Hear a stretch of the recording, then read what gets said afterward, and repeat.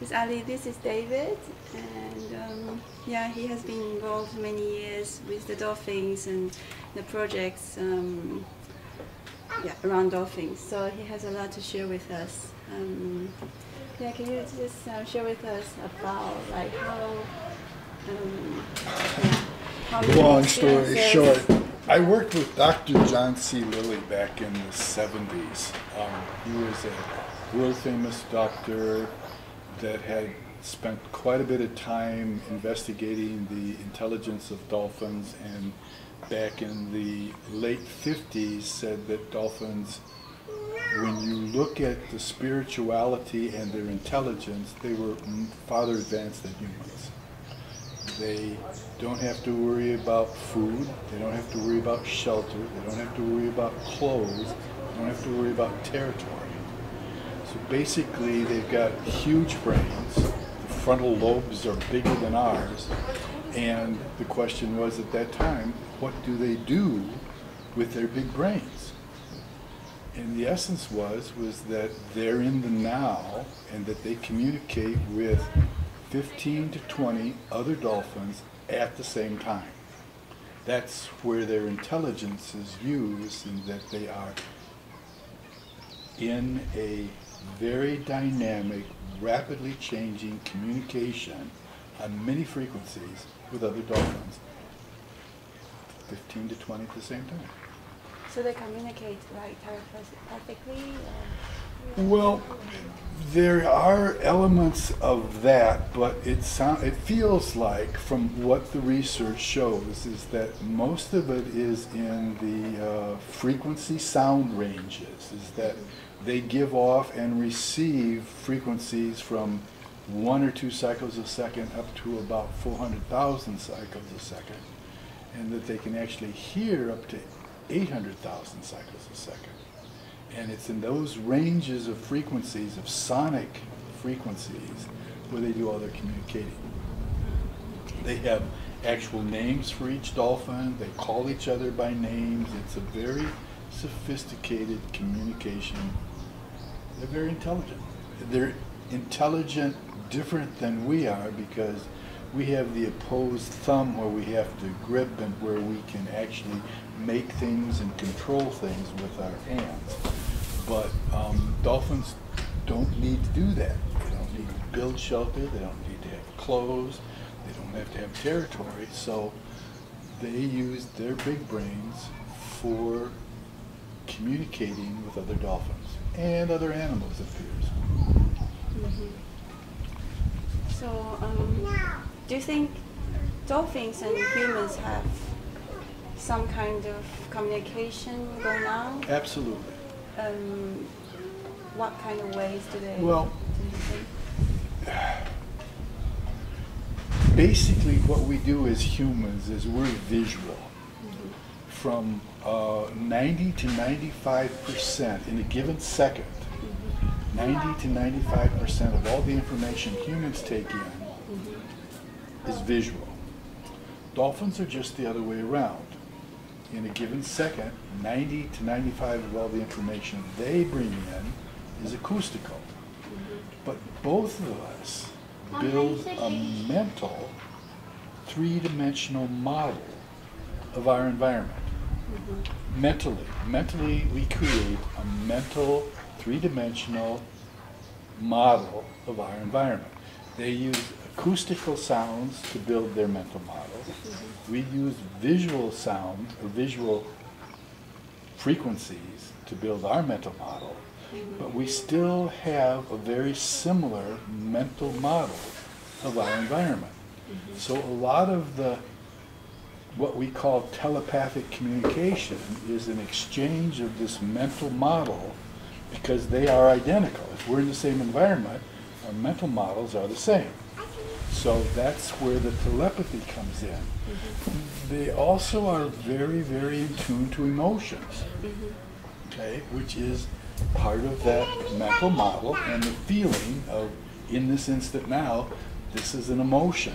Mm-hmm. I mean, there are lots and lots and lots of examples of dolphins helping swimmers that have panicked or are in feel like fear. They sense the fear and they come and help. So there is a tremendous amount of emotional communication in this instant now. And then there's a lot of mental communication in that we have the same mental model, and if I build a mental picture, they can pick up the mental picture, and so there's a communication that on that level that's considered telepathic. Most of the trainers that spend a year or more around dolphins will tell you that they're telepathic.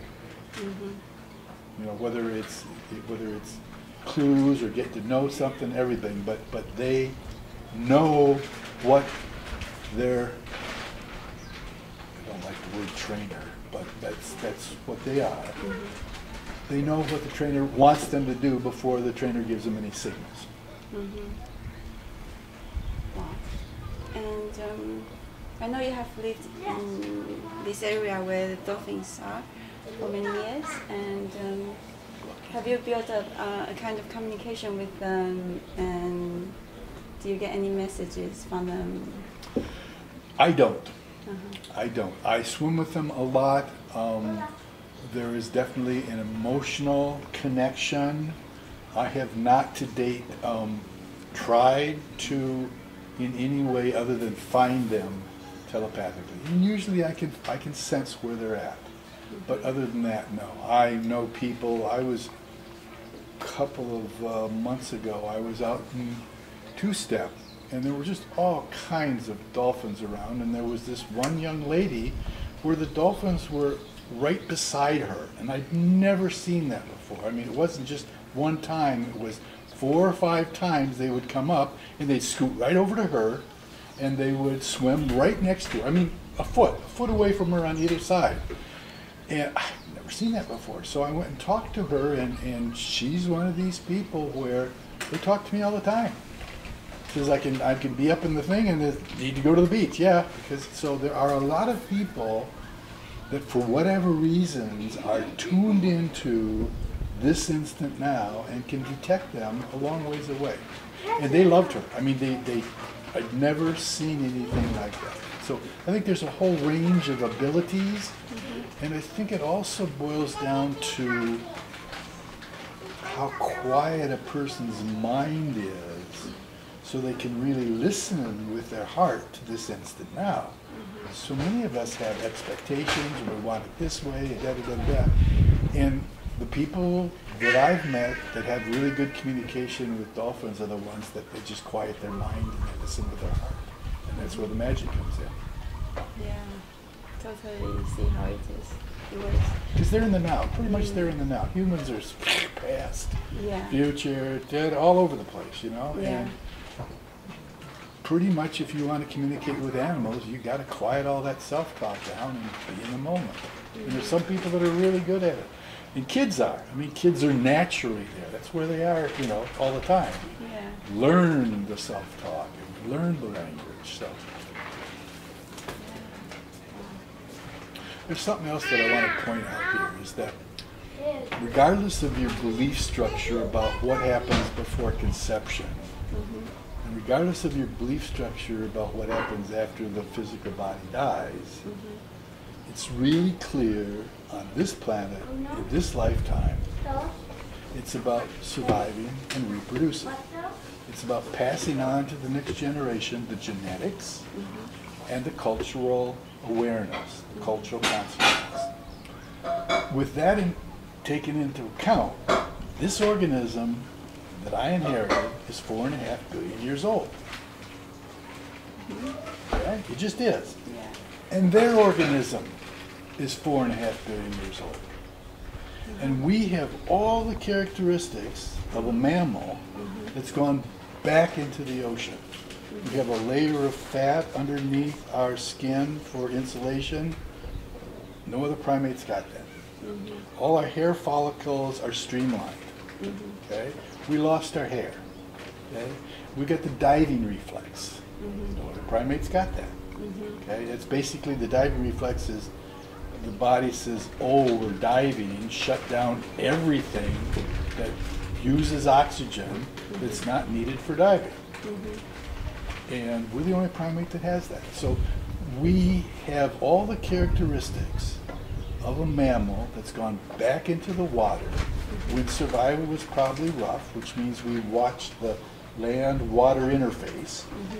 And we probably spent, our ancestors probably spent a lot of time with wild dolphins. So there is a connection there that's very deep, very strong. And the other thing too is that dolphins are mammals that went back into the water. And because we're on land, if we go unconscious, we can still breathe. We've got a system that even if our mind goes unconscious, we can breathe. Well, dolphins are like that, but when they're in the water, they can't go unconscious, or they'll drown. So the culture of dolphins is that they always are around other dolphins when they're sick to make sure that they don't go unconscious.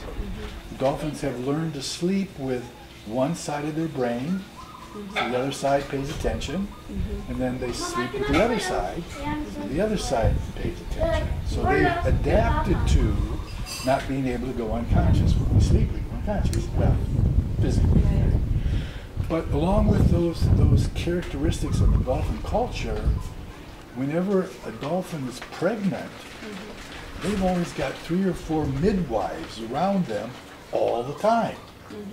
You know, if she gets sick or they keep her up, they support her. So the dolphin culture is having midwives around all the time. And as soon as a pregnant woman gets in the water, it's like an attractor to dolphins.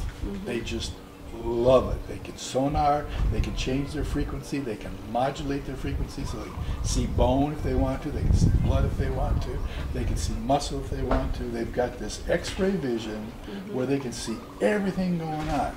Okay? Remember Dr. Lilly telling me a story about they had this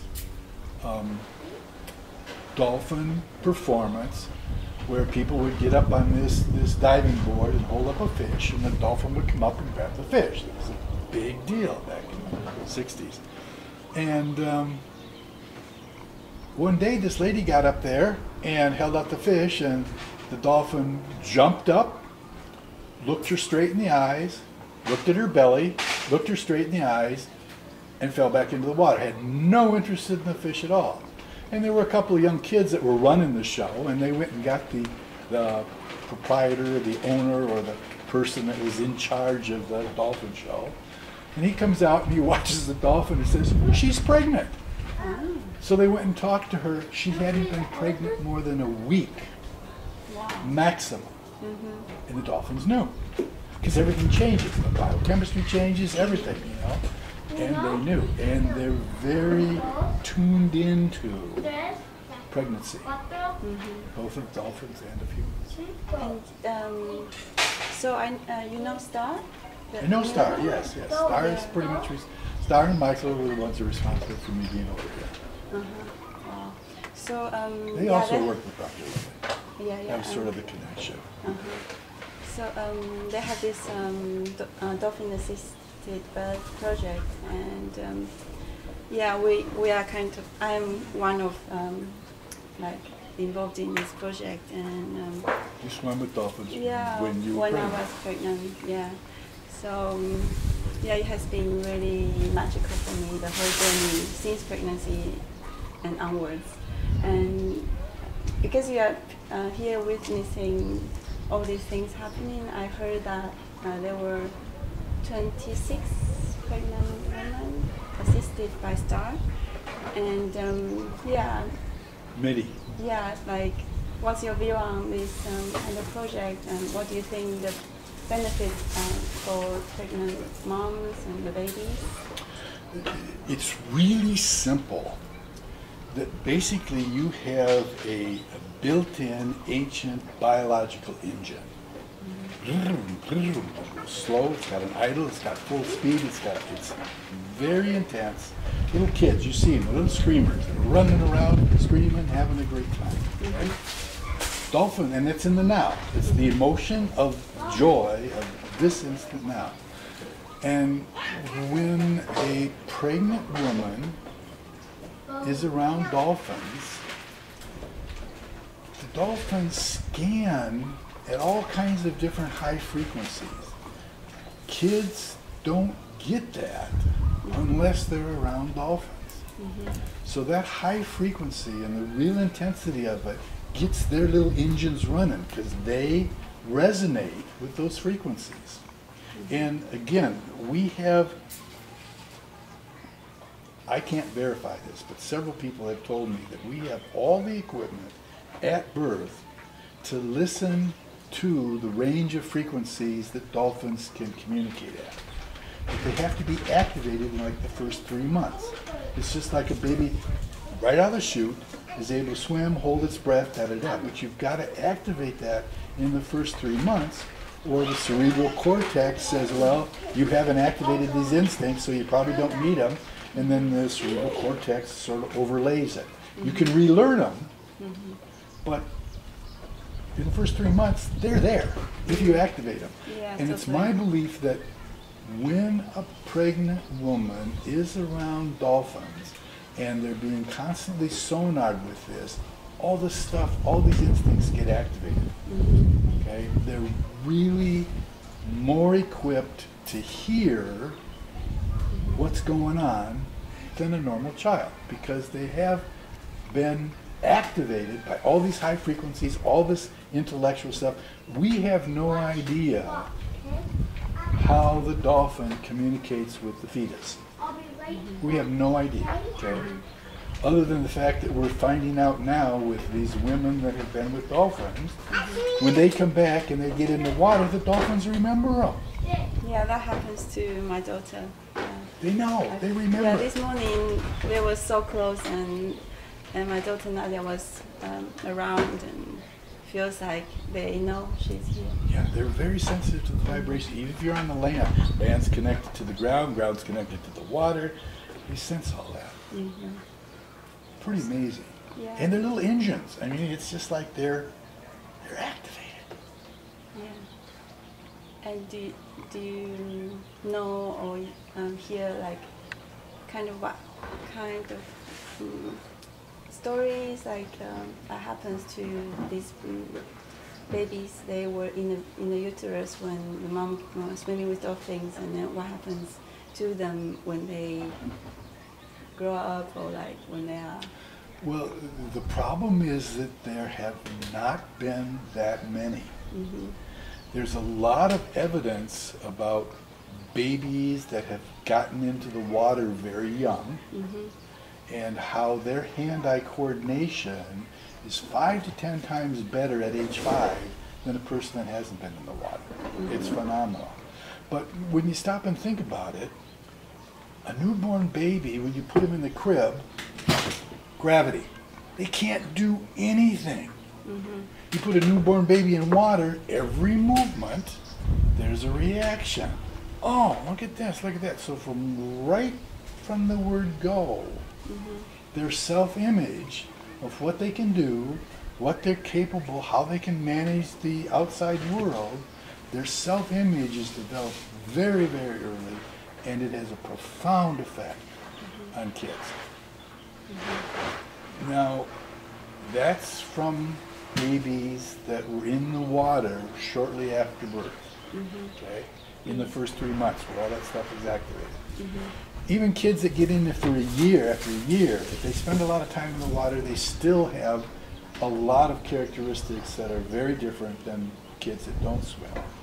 But it's that first 3 months where in a crib they can't do anything, and in water they know how to float, they know how to turn over. Every movement gets a reaction, so they learn very quickly that they have some control.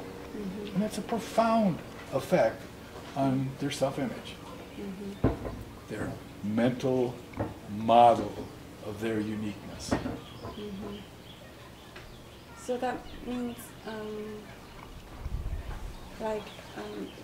when they're like newborn, it's good for them to be in water and to activate that. But Yeah. if the mother is already been with dolphins swimming a lot, and do you think the baby already get that activation? Absolutely. Okay. Absolutely. There's a distinction between having all the instincts activated and actually having the physical experience of not having to deal with gravity when you're a young baby. So we're talking about two things.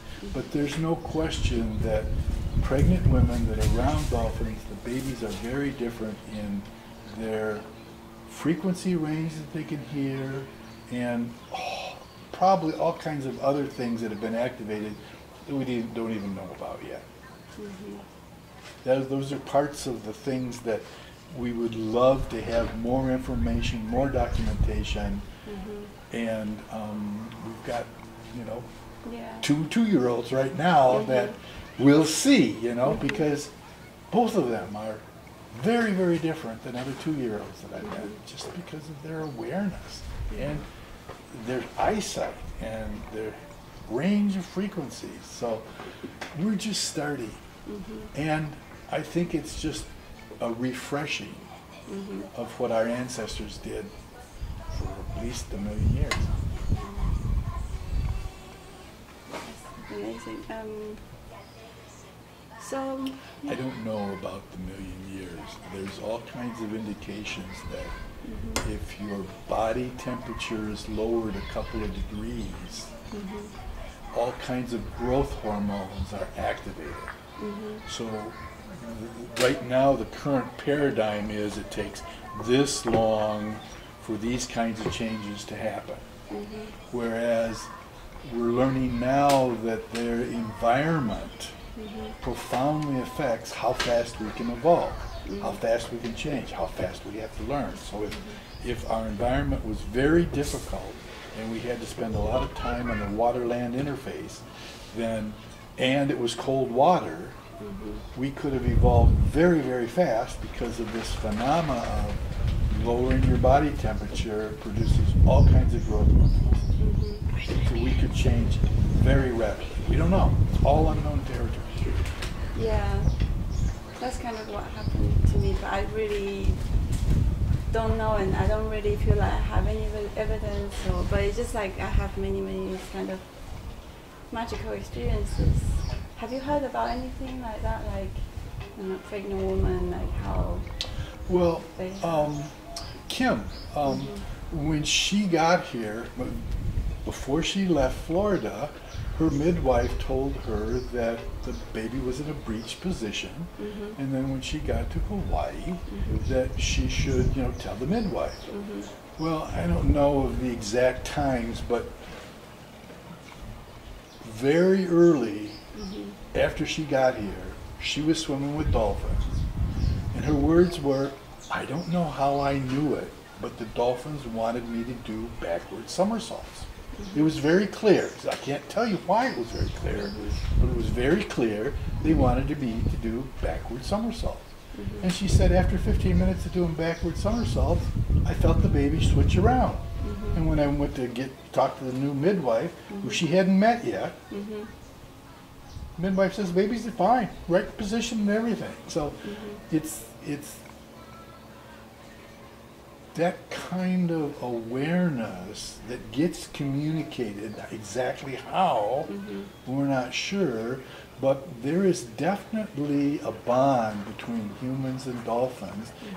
And if the human listening, we can learn a lot. I mean, there's this idea that humans have to have shelter, they have to have a food supply, which means that our ancestors were territorial, okay? And you have to have an opposing thumb to build things and do all this stuff. Well, dolphins don't have to do that. They got a ready food supply, they don't have to have shelter, they don't have to have clothes. And the question, what are they doing with their big brains? Well, spiritually, they're communicating with a whole lot of other dolphins. So in the respect of getting along with other beings, they're way, way ahead of us.